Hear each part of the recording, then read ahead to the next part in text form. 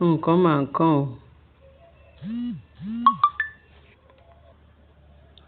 Hello, ẹ̀yin èèyàn mi. Nǹkan máa ń kàn ọ́, kàn bẹ́ẹ̀ o. Ná bá ní àwọn cousin kábíyèsí tó ń wá láti abroad, wọ́n náà gbaná jẹ. Wọ́n náà ní láyé pé kábíyèsí gbogbo nǹkan táwọn ń gbọ́ yìí pé ó dàbí pé apá yín ò ká. Apá yín ò ká ààfin yín yẹn pẹ̀lú àwọn ìyàwó àwọn ìyàwó oníyàwó tẹ kó jọ. Àwọn tó ti ní experience nílé ọkọ. Tẹ́yìn ò dẹ̀ ní nǹkan kan nínú experience. Tó wá bẹ̀rẹ̀ sí ní control yín láàfin. Kọ́ má lè ṣe nǹkan tí ó ṣe mistake kan kẹ́ni kí ni bí kẹ́bẹ́ wọn wí rọ́ ẹnu wọn ló máa le. Bó náà ti ń ṣe irú ẹ̀ fódìdí ọba àlú, ọba aládé. Ṣé irú ẹ̀ ń ṣẹlẹ̀ rí?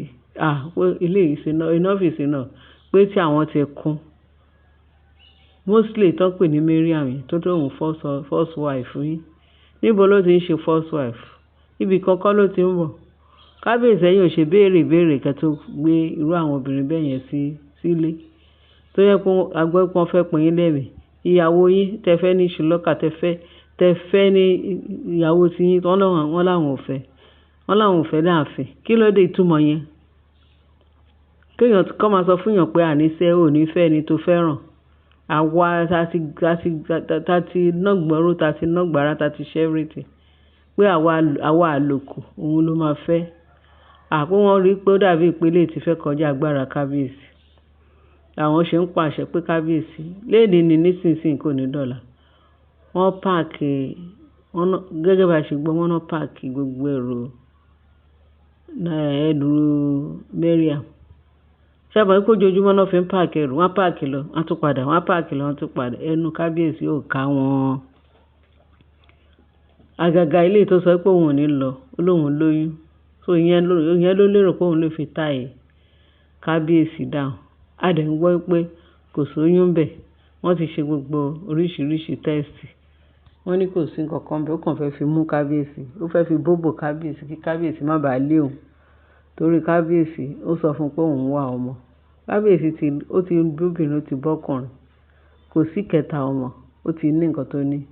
Ká má ṣe sọ pé Mariam ló dé kù tó máa bímọ fún. Ọmọ tó wá tẹ̀jẹ́ pé oyún gidi ni ìbá tún dá. Ó tún lọ fake oyún yẹn. Ìgbà tí kábíyèsí tí ò mọ tí tójú ẹ̀ mọ́ tójú ẹ̀ ṣe láti bí 2-3 years tó ti wà ní ààfin kábíyèsí. Tóun àti kábíyèsí ń wọlé wọ̀de tó ń ṣe pé òun ni first wife kò lóyún gbà yẹn. Ó ṣe wá jẹ́ ìgbà tí gbogbo atrocity tí tó lè ṣèyàn léṣe tó lè pa àyàn. Tó fi sọ pé àwọn ò fẹ́ tọkùnrin lè fi kọ obìnrin pátápátá. Kábíyèsí nìkan máa lọ.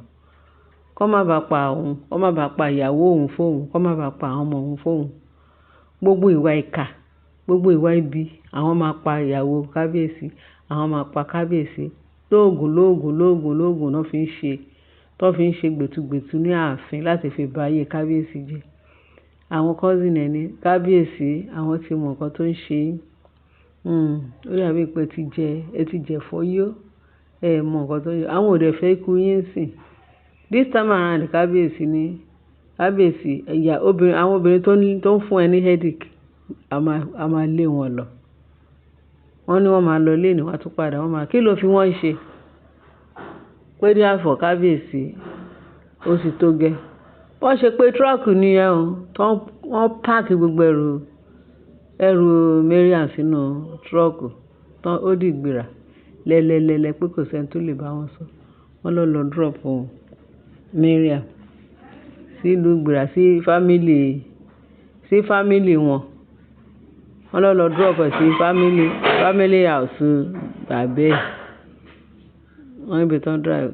Nígbà tí bàbá Nasiru wọ́n wá sọ fún bàbá Nasiru. Ìgbà tí bàbá Nasiru gbọ́ pé ṣé mọ̀ pé ó dà pé gbogbo wọn ìgbìrà kan náà ni wọ́n. So ìgbà tí bàbá Nasiru wá gbọ́ bàbá Nasiru wá ní so wọ́n ti wá kó Mariam, wọ́n ti lé Mariam padà kúrò. Wọ́n ti kó ẹrù Mariam fún ilé bàbá láti ọ̀dọ̀ kábíyèsí. wọ́n ní gbogbo ìgbìrà wọ́n péjọ. Wọ́n ní inú bàbá Nasiru dùn pé bàbá Nasiru wá lọ mú picture láti fi back up. Kò lọ sílé kábíyèsí this time around ìgbà tán fi kẹ́rù ẹ̀ wá sí gbàgẹ́ bá ṣe gbọ́ allegedly ni. Wọ́n ní ṣe ni àṣẹ Mariam àti bàbá Nasiru wọ́n ṣe wedding gidi gan. Wọ́n náà ṣe wedding, wọ́n ló lọ gbé picture wedding ó gbé wá sí ìlú Ègbò pé kàn wò pé picture táwọn méjèèjì wúyà nígbà wedding marriage wọn délé kinní kan. At the end of the day wọ́n lànà pé so yẹn pé bàbá Nasiru ó tiẹ̀ ṣe wedding fún Mariam. So bàbá Nasiru nítorí ẹ̀ ní bride price kábíyèsí bride price bàbá Nasiru òun ò tí gbà o. Òun ò tí gbà bride price Mariam lọ́wọ́ àwọn family bride price yìí wà ní ọwọ́ ẹ̀ o. Òun ò dẹ̀ fẹ́ gbà pé òun ò ní gbà torí ìyàwó òun yìí ni Mariam. Wọ́n ní eléyìí sí ni lẹ́nu ó dẹ̀ buyọ̀ sí. Wọ́n ní ìtumọ̀ eléyìí. Wọ́n ní before you know it wọ́n á ní ìṣe ló sọ pé òun lóyún òun fẹ́ padà sọ́dọ̀ kábíyèsí. Wọ́n ní bàbá Nasiru ní oyún wo ló fẹ́ lò ní àti wà tóyún yẹn òun ò lè jù ẹ́ lẹ̀ torí òun ò tí gba bride price ẹ̀. Òun dẹ̀ máa make sure pé òun máa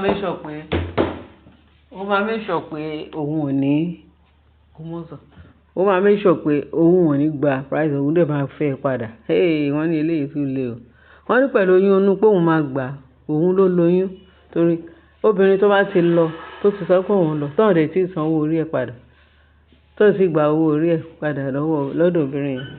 Wọ́n ní ṣe ni ìbá àdóyún àti ọmọ tó bí síta pé òun lòun ní bó ṣe rí lọ ni oyún àtàwọn ọmọ yẹn pé òun máa gbà padà. Ó ní wọ́n á ní àṣẹ bàbá Nasiru ìfẹ́ Mary àti ó ń jẹ́ lọ́kàn gidi gan ó ń rìngì ló nǹkan ayé. Wọ́n ní kí ló tún wá kù kí ni nǹkan tó tún kù fún Mariam pé ẹnu kí ó padà sọ́dọ̀ bàbá Nasiru kí bàbá Nasiru dẹ̀ máa tọ́jú ẹ̀. Bàbá Nasiru tó sọ pé ó nífẹ̀ẹ́ ó ní àtọyún inú àti wọ pé òun lòun ni torí owó òun yìí wà lórí ẹ̀ ó ṣeré lọ. Ó ní kò sí nǹkan tó yà wọ́n ni pé obìnrin pé normal tóbìnrin àtọkùnrin bá wà tó wá ní gbólóhùn aṣọ nínú ilé kò sẹ́ni tí ò ní. Wọ́n ní kò sáré má jà kò dẹ̀ sájà má rìn. Wọ́n ní bí òun kàn lọ bí iṣẹ́ kóun tó dé Mary àti páàkì ẹrù ti sá kúrò nílé òun.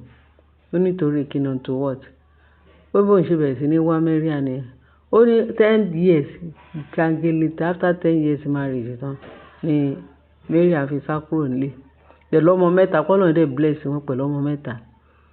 Òun ni Mary tó wá ń ṣe rábàràbà kó ní kábíyèsí lòun fẹ́fẹ́ pé òun ò fi lẹ̀ o òun ò fi Mary lẹ̀ o. Kábíyèsí dẹ̀ sọ pé kò sóyún nú ẹ̀ wọ́n ti lọ ti gbogbo test wọ́n ní kò sóyún nú ẹ̀ wọ́n lè dànù ó wá takú ni ó kàn takú sí ààfin káwọn àwọn ẹbí cousin ní kábíyèsí tán wá láti ìlú òyìnbó tán fi sọ pé kí ni káwọn irú àbàṣà wo nìyẹn wọ́n yà fira kó kúrò láàfin àbí ìtumọ̀ ilé pápá ò bá ṣe é ṣán ṣe bí wọ́n máa ka lérí ni àbí bọ́wọ́ ṣe é ṣán wọ́n ka lérí ni kí ni ìtumọ̀ ilé. Òun náà wọ́n ní wọ́n ti lọ wà kalẹ̀ sí gbígbéra gẹ́gẹ́ bá ṣe gbọ́. Wọ́n ní bàbá Nasiru pọ̀ aṣọ fẹ́ Naomi ní wedding gidi gan wọ́n gbé picture wedding wá wọ́n fi hàn àwọn ará Ìgbìrà gbogbo wọn lanu pé pé kìnnì wọ́n ní Mary sọ pé láyéláyé kò lè dé wọ́n ti kábíyèsí ní kábíyèsí Ọlọ́run á kó ẹyọ o á kó kábíyèsí nítorí ilé lágbára o Ọlọ́run àti ẹ̀dẹ̀ lébà. Wọ́n ní tó yẹn pé Mariam ní ọkọ ó ṣe wedding pẹ̀lú ọkọ ẹ̀ tọ́jọ́ wà lálàáfíà ó wá fi ọkọ tiẹ̀ lẹ̀ ó wá lọ ń bá àwọn míì du ọkọ ẹ̀ ní ààfin wọ́n lè wọ̀ Mariam máa lọ ni o Mariam padà síbi tó ti ń bọ̀ má wàá dalé onílé rú torí ìgbà tó dalé tiẹ̀ rú kò sẹ́ni àwọn míì ò sí ibi tó ti dalé tiẹ̀ ìwọ nìkan ló fọwọ́ ara ẹ̀ dàrú ó dàrú tán ò ní right láti wá sí ilé tèmi kò sọ pé ilé tèmi ló wá kù tó fẹ́ dàrú ká má rí ó yá ìgbé là ń fẹ́ wọ́n ní Mary ò gbọ́dọ̀ wá padà sáàfin wọn ẹ̀yin èèyàn wa ó mà lágbára. Mo ní kí n sọ fún yín kí n fi tó yín létí torí àpòròkó tá gbọ́ náà nìyẹn gbéborùn yẹn n gbọ́dọ̀ gbé sí àwọn olólùfẹ́ mi létí kẹ́yìn náà kẹ́ lè mọ bó ṣe ń lọ. Ẹ ṣé gan bẹ́ẹ̀ ṣe ń tẹ́tí sí wa, bá a share kẹ́ bá a like kẹ́dẹ̀ bá a fi tó kù sí comment section. Ọlọ́run á nífẹ̀ẹ́ yín náà. Jésù Olúwa wa. Àmín. Èmi ń bọ̀ o. Mo tún máa gbé ànọ́dá tuntun wá fún yín. Ẹ má bínú.